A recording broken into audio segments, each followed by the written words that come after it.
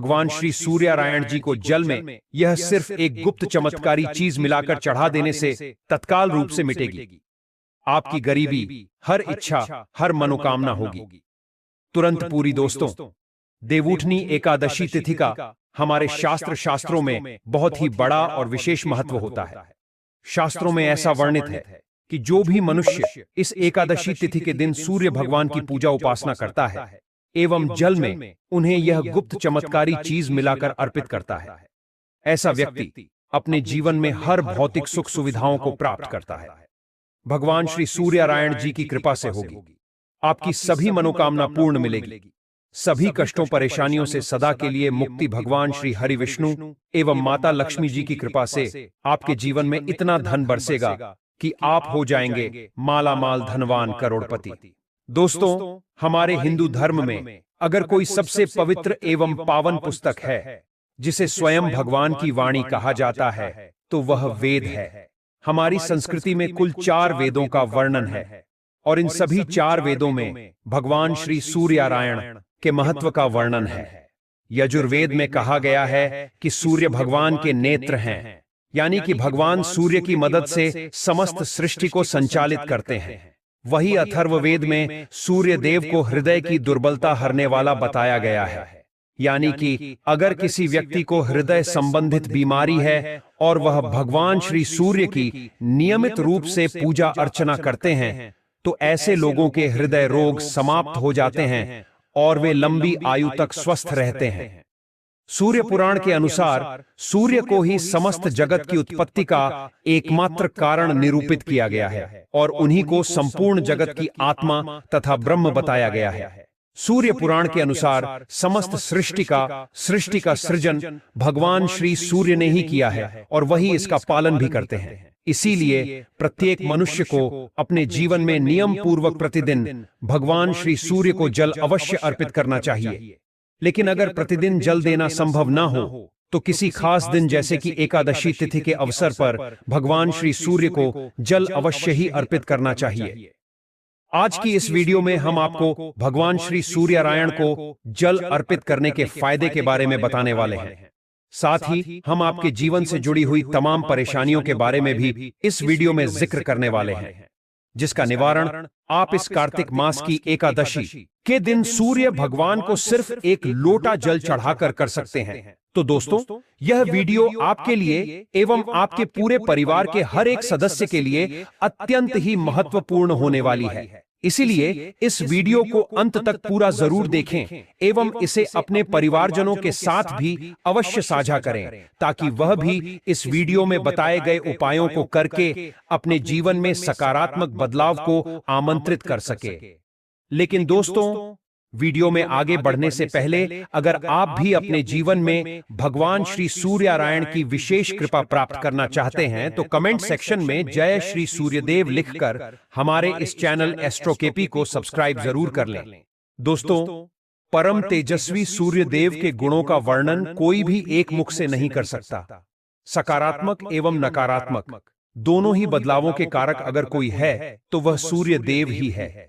क्योंकि सूर्य देव प्रत्येक मनुष्य को उसके कर्मों के अनुसार फल प्रदान करते हैं। अगर कोई व्यक्ति अपने जीवन में नियम बनाकर प्रतिदिन भगवान श्री सूर्यनारायण की पूजा अर्चना करता है, उन्हें जल अर्पित करता है तो उसके जीवन के तमाम दुख दूर हो जाते हैं। वही शास्त्रों में ऐसा भी कहा गया है कि जो भी मनुष्य भगवान श्री सूर्यनारायण का अपमान करता है एवं उन्हें गलत विधि से जल चढ़ाता है, ऐसा व्यक्ति घोर पाप का अधिकारी है एवं ऐसे लोगों पर भगवान श्री सूर्य अत्यंत क्रोधित हो जाते हैं, जिस वजह से उसे अपने जीवन काल में तमाम मुश्किलों एवं तकलीफों का सामना करना पड़ सकता है। इसलिए दोस्तों, आपको भगवान श्री सूर्य को जल चढ़ाने के नियमों के बारे में झांत होना ही चाहिए। दोस्तों, शास्त्रों में भगवान श्री सूर्यदेव को स्वयं नारायण का अंश कहा गया है और यह जो पावन महीना चल रहा है कार्तिक का, यह भगवान सूर्यनारायण का ही महीना है।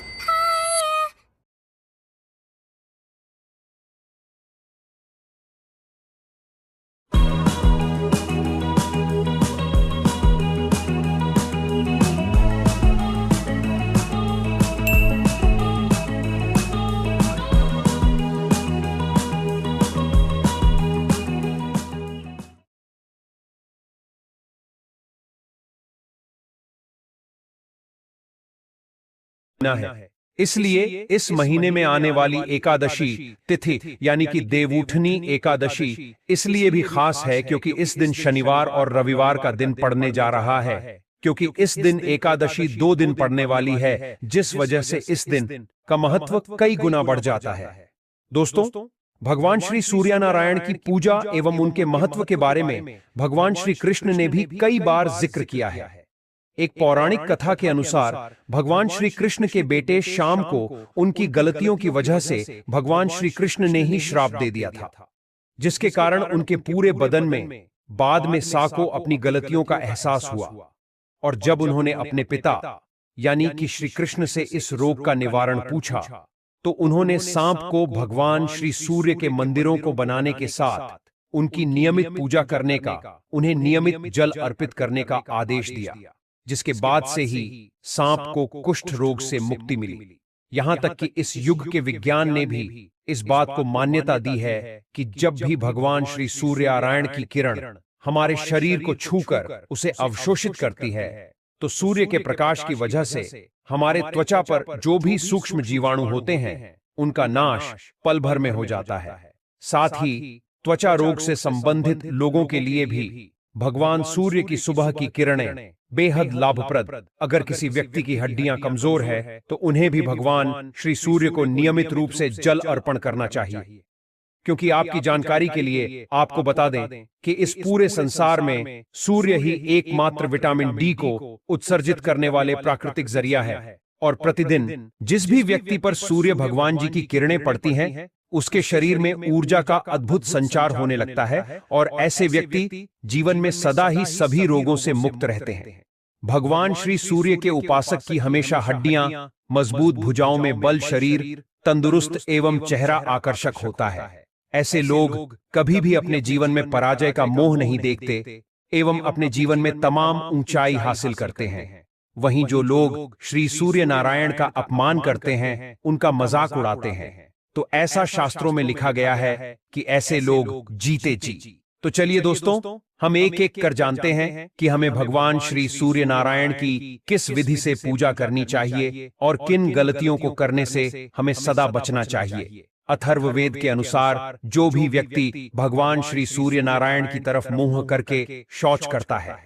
ऐसे व्यक्ति की परछाई भी माफी के लायक नहीं है। इसलिए ऐसी गलती करने से आपको सदा ही बचना चाहिए। वहीं दोस्तों, सौर धर्म के सदाचरण भाग में हमें भगवान श्री सूर्य नारायण को जल चढ़ाने के कुछ नियमों के बारे में पता चलता है,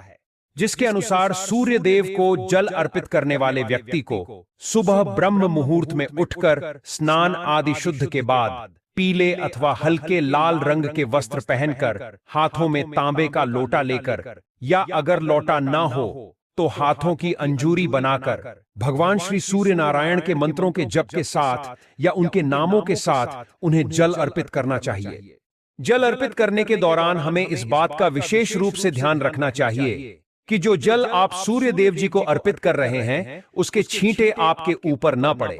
क्योंकि ऐसा अगर होता है तो इसे भगवान श्री सूर्य नारायण का अपमान समझा जाता है। इसी के साथ दोस्तों, जब भी आप भगवान श्री सूर्य नारायण को जल अर्पित कर रहे हो तो आपको इस बात का भी ध्यान रखना चाहिए कि जिस भी लोटे से आप भगवान सूर्य को जल अर्पित कर रहे हैं, उस लोटे में आपके अंगूठे स्पर्श नहीं होने चाहिए। और अगर आप अपने हाथों से जल अर्पित कर रहे हैं तो आपके हाथों की तर्जनी उंगली और अंगूठा आपस में संपर्क में नहीं आने चाहिए, क्योंकि उंगली और अंगूठे के मिलन से राक्षसी मुद्रा का निर्माण होता है और हमें राक्षसी मुद्रा में कभी भी श्री सूर्य को जल अर्पित नहीं करना चाहिए। चलिए दोस्तों, अब हम जानते हैं कि इस शनिवार एकादशी के दिन सूर्य देव को जल चढ़ाने वाले लोटे में वह कौन सी चीज आपको मिलानी है, जिसे मिलाने के बाद आपकी जिंदगी बदल जाएगी। दोस्तों, आज की इस वीडियो में हम जिन उपायों के बारे में आपको बताने वाले हैं, यह उपाय कोई मामूली उपाय नहीं है, बल्कि दुनिया भर के तमाम ज्योतिष